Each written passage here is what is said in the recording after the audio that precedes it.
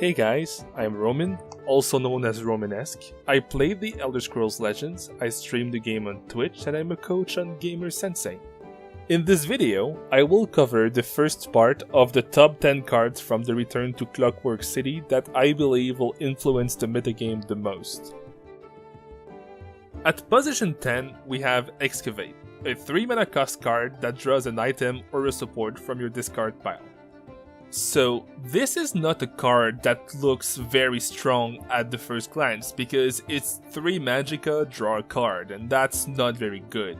However, if you think about it, the game already has very powerful support decks that are only weak to support removal.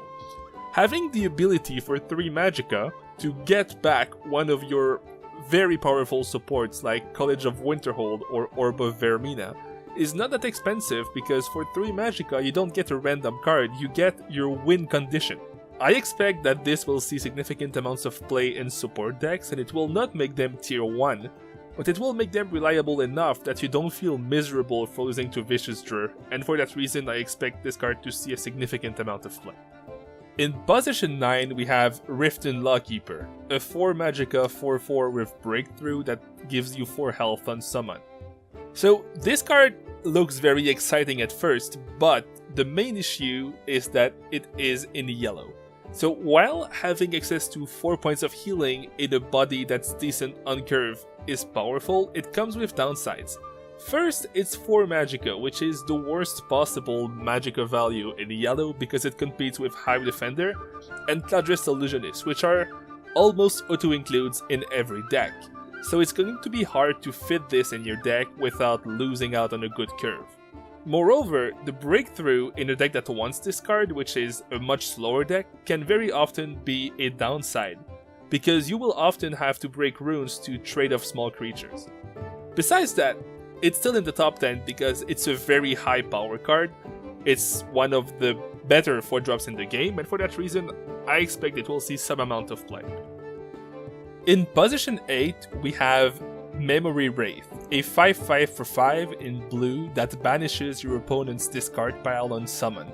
So watch out, because this card looks very powerful against decks like Ram Scout, right? Because it prevents them from using Soul Tear. That is true, but if you think about it, the only blue decks that were losing to Scout were Control Mage. And Control Mage loses to Scout because of their ability to tempo out really dangerous creatures, so this wouldn't really help that matchup.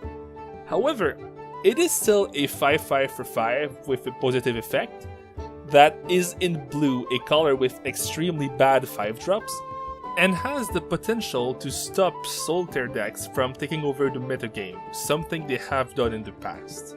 So overall I think it will see some amount of play.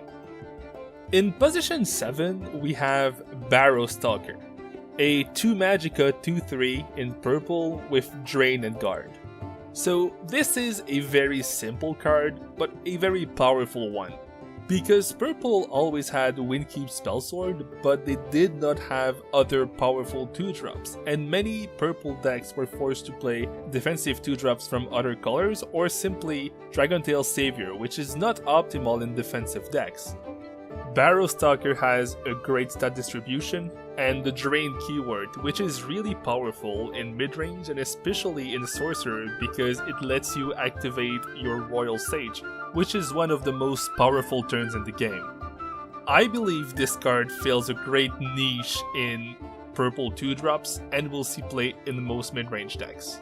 Finally, in position 6, we have Clockwork Apostle, a 7 magicka 3/3 that gives another friendly creature +4/+4 and turns it into a neutral card in yellow.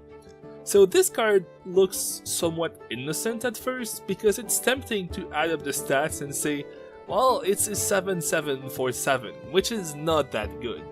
But there is more than this to this card, because if you think about it, giving a creature +4/+4 is similar to having a Cliff Racer with charge, except you can use it to buff a minion that already has some amount of health, which means that your Cliff Racer does not die.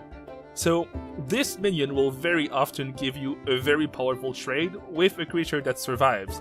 So it is inherently a 2-for-1. Moreover, it lets you keep a big neutral minion on the board without the downside of being forced to play neutral creatures which are less powerful than yours.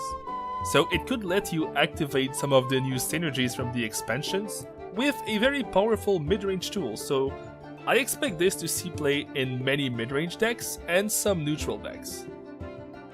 So that's it for the first half of this top 10, the second part will follow next week.